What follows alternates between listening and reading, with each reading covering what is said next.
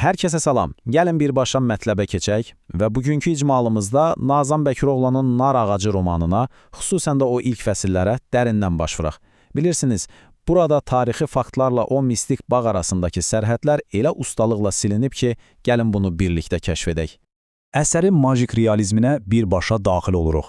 Təsəvvür edin, 100 il əvvələ aid köhnə bir fotoşəkil qəflidən canlanır. Özünüzü o canlı, nəfəs alan anın, düz bir əsr əvvəlki həyatın tam ortasında tapırsınız. Ne edərdiniz? Düzü bu sadəcə maraqlı bir xəyal deyil, qəhrəmanımızın üzləşdiyi reallığın lap özüdür.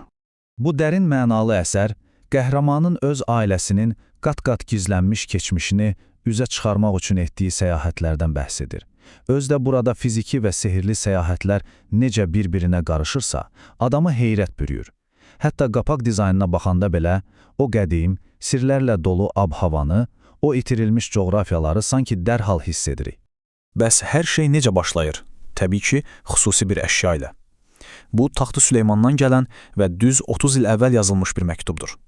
Bilməyənlər üçün deyim ki, Taxtı Süleyman qəhrəmanın babası Səttarxanın o itirilmiş vətənini təmsil edən həm coğrafi, həm də çox güclü emosional bir mərkəzdir.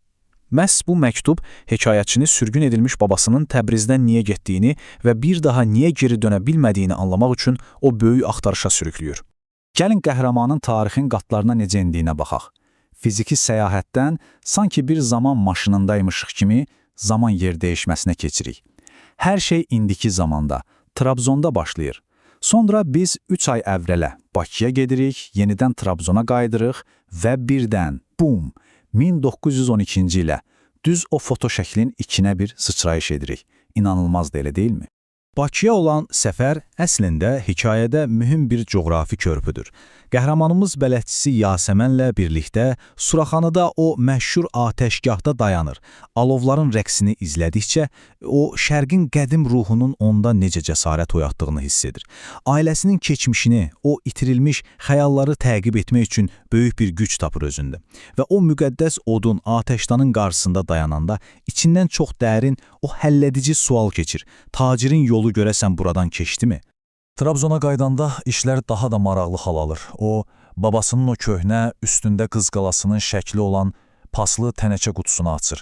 Təsəvvür edirsiniz, qutunun içindəkilər fiziki olaraq o qədər yüngül, amma mənəvi cəhətdən o qədər ağırdır ki, Taxtı Süleymana yazılıb, amma heç vaxt göndərilməmiş məktublar, tək bircə cavab məktubu, rəngi solmuş firuza qaşlı bir üzük, bir neçə Rusiya rublu, nənəsi Zəhra ilə evlilik cüzdanı və 5 dənə köhnə fotoşəkil. Sanki bütöv bir ömür, bütün o sürgün həyatı bu balaca qutuya sığışıb. Baxın, bu məqam həqiqətən valeh edicidir. Sehrli eşiyin addım-addım necə keçdiyini müşahidə edirik. Qəhrəman köhnə Trabzon meydanını göstərən o fotoşəkilə baxır və o cansız kağız parçası birdən-birə canlanır. Əvvəlcə görüntü dumanlanır, bulanıqlaşır, sonra nə baş verir? İşıqda yarpaqların xışıltısını duymağa başlayır. Qəfildən böyük bir izdihamın karreci uğultusu onu vurur və nəhayət carçının o nəhəng nağarasının səsi. Bum və vəssalam, o artıq şəklin düz içindədir. Amma bir anlıq düşünün, o hara düşür? Fotoşəkilə girər-girməz anın o kəskin tarixi ağırlığı onu dərhal sel eləyir. Tarix 1 oktyabr 1912-ci ildir. Bəli, düz tapdınız. Dağıdıcı Balkan müharibəsi səfərbərliyinin elan edildiyi o dəhşətli məhşər anı. Sülhdən kütləvi müharibəyə keçid. Bütün o kütləvi həyəcanın, panikanın və gələcək fəlakətin düz mərkəzində dayanır qəhrəmanımız. İndi burada çox dərin, fəlsəfi bir məqam yaranır. Hekayətçinin öz ədəbiyyat tələbələrinə tez-tez verdiyi bir sual var idi. Bəlkə siz də bu barədə düşünmüsünüz. Keçmişə səyahət edə bilsəydiniz, özünüzlə nə aparardınız? Smartfonunuzu, bir fotoaparat, yoxsa tamam başqa bir şey? Bu sual əslində keçmişlə necə bağ qurduğumuzu sınağa çəkir. Bilirsinizmi, o sualın əsl cavabı nədir? O cavab artıq qəhrəmanın amansız reallığıdır. İndiki şuurunuz, bəli, bugünkü ağlınız, bugünkü bilikləriniz. Çünki indiki şuurunuzu, fərqindəliyinizi keçmişə daşımasanız, o səyahətin qətiyyən heç bir mənası qalmaz. Sadəcə o dövrdə yaşayan sıradan biri olarsınız. Amma məsələ burasındadır ki, bu cür şuurla keçmişə getmək həm də insana verilən ən böyük, ən ağır psixoloji yükdür. Baxın, təzad da məhz burada partlayır. Bir tərəfdə qəhrəmanımızın 21-ci əsr perspektivi, yəni o 1-ci Dünya müharibəsini, imperiyanın süqutunu, hər şeyi əvvəlcədən bilir. Digər tərəfdə isə 19-12-ci ildə o meydanda dayanan gənclərin faciəvi xəbərsizliyi, O gənclər qarşıdan gələn qanlı əsrdən, o xaosdan tamamilə bixəbərdirlər. Hamısı elə bilir ki, tez bir zamanda qələbə çalıb qayıdacaqlar və şövqlə bayram edə-edə cəbhəyə getməyə hazırlaşırlar. Necə də kədərlidir, elə deyilmi? Bu mənzərə qəhrəmanımıza bir şeyi çox aydın şəkildə sübut edir.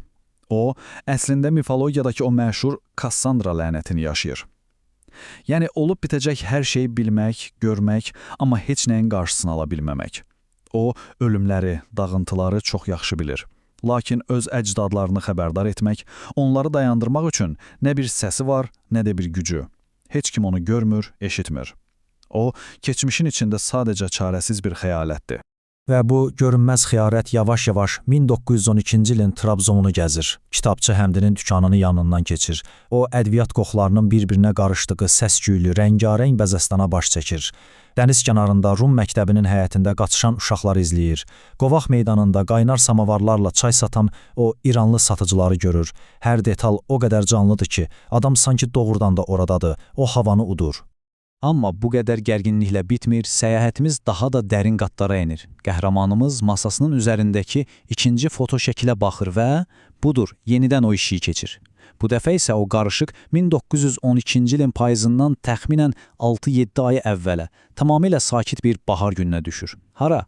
Nənəsinin böyüdüyü o evə, Pazar qapıda yerləşən birbaşa dənizə baxan o gözəl 2 mərtəbəli evə. Burada baş verənlər, inanın mənə, hekayənin ən kövrək nöqtəsidir. Təsəvvür edin, çox təsirli bir məqamda o, nəhayət nənəsi Zəhranı cəmi 15 yaşında gənc və şıltaq bir qız kimi görür.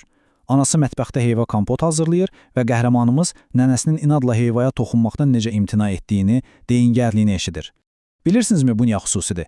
Çünki o uşaqlığından bəri bilirdi ki, nənəsi heyvanı heç sevmir, ona toxuna belə bilmir. Beləcə o, nənəsinə aid olan o xırda, şirin, lakin çox doğma xasiyyətini indi öz gözləri ilə canlı olaraq izləyir. Bu mistik və həqiqətən təsirli icmalımızı yekunlaşdırarkən sizi bir sualla baş-başa buraxmaq istəyirəm. Bir düşünün, əgər siz öz ailənizin tarixini formalaşdıran, bəlkə də kənardan çox sadə görünən, amma əslində həyatınızı təyin edən o dəqiq anlara beləcə canlı şahid ola bilsəydiniz, bu, bugünkü kimliyinizi, özünüzü anlamağınızı necə dəyişərdi? Görünür ki, keçmişin və yaddaşın o qaranlıq qatlarında gəzinmək heç də sadəcə arxiv qurdalamaq deyil. Bu həm də əslində kim olduğumuzu kəşf etmək yoludur. Bu günlük bizdən bu qədər.